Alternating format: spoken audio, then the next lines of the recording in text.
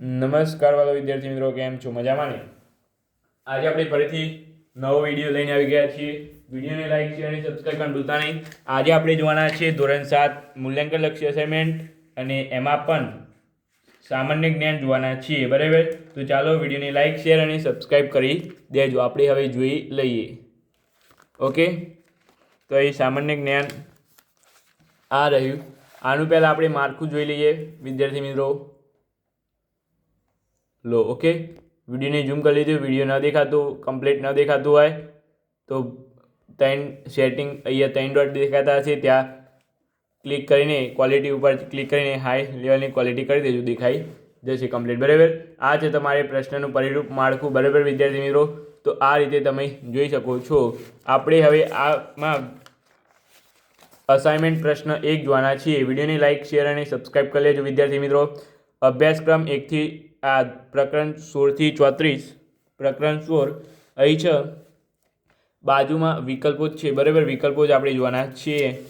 તો વિડીયોને like share અને સબસ્ક્રાઈબ કરવાનું ભૂલતા નહીં વિદ્યાર્થી મિત્રો, બરાબર?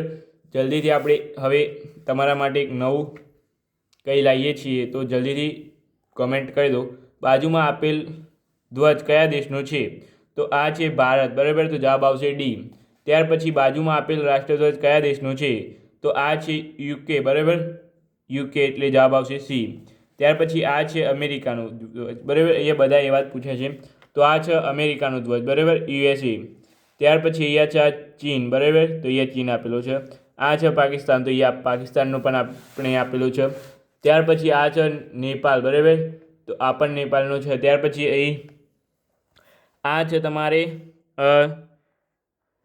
ડી શ્રીલંકા અને આ છે તમારે સી કેનેડા. ઓકે, તો આ આપણે જોઈ લીધું વિદ્યાર્થી મિત્રો. વિડીયોને લાઈક શેર અને સબસ્ક્રાઈબ કરવાનું તો ન જ ભૂલતા. એકદમ આવડી જાય એવા છે, તમે જોઈ લો. ફરીથી તમને આવડી જવા જોઈએ. આ વિડીયોમાં તમારે તૈયાર પણ થઈ જવું જોઈએ અને આવડી પણ જવું જોઈએ અને ખબર પણ પડી જવી જોઈએ. 1 થી 2 મિનિટ વધારી લઈશ બસ તમારે, બીજું કંઈ નહીં. આ ભારત દેશ, પછી આ યુકે, બરાબર? લંડન કહી શકાય આઈ થિંક, બરાબર? ત્યાર પછી અહીં છે તમારે યુએસએ, આ છે ચીન, આ છે પાકિસ્તાન, યાદ રાખજો વિદ્યાર્થી મિત્રો. અને આ છે તમારી નેપાળ, આ છે તમારી શ્રીલંકા. આપણી નીચે જે દેશ છે એ શ્રીલંકા છે. ત્યાર પછી આ કયો છે? કેનેડા. ઓકે, તો આ યાદ રાખજો ખાસ કરીને. ત્યાર પછી આ પ્રકરણ નંબર 18 છે. 1 નંબર, ઇન્ડોનેશિયાના સ્વતંત્ર સેનાની અને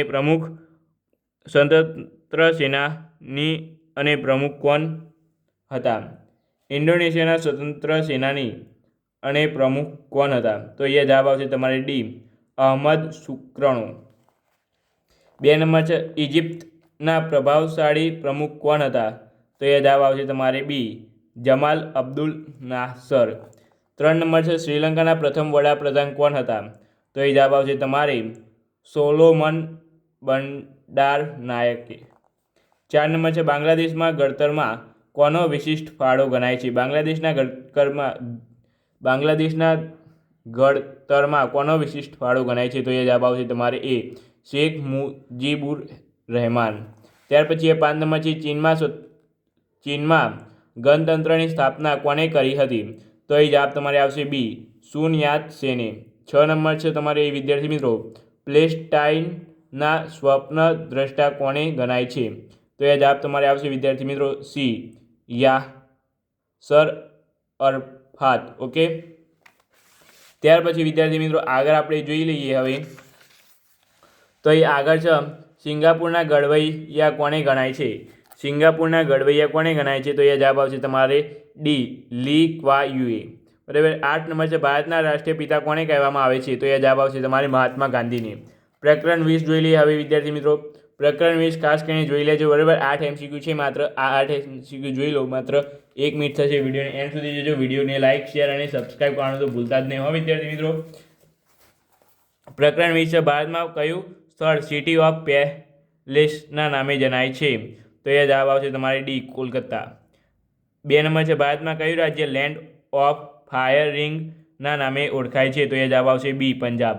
3 નંબર છે, ભારતમાં કયું સ્થળ સિટી ઓફ ગોલ્ડન ટેમ્પલના નામે ઓળખાય છે? તો એ જવાબ આવશે અમૃતસર. 4 નંબર છે, ભારતમાં કયું સ્થળ સિટી ઓફ લેકના નામે ઓળખાય છે? તો અહીંયા જવાબ આવશે ઉદયપુર. 5 નંબર છે વિશ્વમાં કયો દેશ સિંગર બાઉલ ઓફ ધ વર્લ્ડના નામે ઓળખાય છે? તો અહીંયા જવાબ આવશે તમારે ડી ક્યુબા. અહીં 6 નંબર છે તમારે વિશ્વમાં કયો દેશ ડાર્ક કોન્ટિનેન્ટના નામે ઓળખાય છે? તો અહીંયા જવાબ આવશે ડી આફ્રિકા. 7 નંબર છે વિદ્યાર્થી મિત્રો વિશ્વમાં કયો દેશ લેન્ડ ઓફ કાંગુરાના નામે ઓળખાય છે? તો અહીંયા જવાબ આવશે તમારે બી ઓસ્ટ્રેલિયા. ઓકે. 8 નંબર છે વિશ્વમાં કયો દેશ લેન્ડ ઓફ મિડનાઇટ સનના નામે ઓળખાય છે? તો એ જવાબ આવશે તમારે ડી નોર્વે. ઓકે વિદ્યાર્થી મિત્રો પ્રકરણ નંબર 14 અહીંયા જોઈ લઈએ. જાપાન દેશનું ચલણ કયું છે? તો એ જવાબ આવશે બી એન. 2 નંબર છે કયા દેશનું ચલણ ડોલરમાં છે? તો એ જવાબ આવશે સી કેનેડા. ત્યાર પછી વિદ્યાર્થી મિત્રો અહીંયા છે ઇજિપ્ત દેશનું ચલણ કયું છે? તો એ જવાબ આવશે તમારે સી પાઉન્ડ. કયા દેશનું ચલણ યુરો છે? તો એ જવાબ આવશે ડી ફ્રાન્સ. 5 નંબર જોઈએ કયા દેશનું ચલણ રિયાલ છે? તો એ જવાબ આવશે તમારે બી સાઉદી અરેબિયા. 6 નંબર છે કયા દેશનું ચલણ યુઆન છે? તો એ જવાબ આવશે તમારે એ ચીનનું. 7 નંબર છે ઓસ્ટ્રેલિયા દેશનું ચલણ કયું છે? તો એ જવાબ આવશે તમારે ડોલર. બરાબર. ત્યાર પછી કયા દેશનું ચલણ લીરા છે? તો એ જવાબ આવશે તમારે એ તુર્કી. ઓકે વિદ્યાર્થી મિત્રો અહીં હવે પ્રકરણ નંબર 2 પ્રશ્ન નંબર 2 આપણે બીજા વિડીયોમાં જોવાના છીએ. આ વિડીયોમાં બસ આટલું વિદ્યાર્થી મિત્રો. વિડીયોને લાઇક શેર અને સબસ્ક્રાઈબ કરવાનું ભૂલતા નહીં. ઓકે આપણે મળીશું આ વિડીયો સાથે. Thank you so much. Video જોવા તમારો ખૂબ ખૂબ આભાર.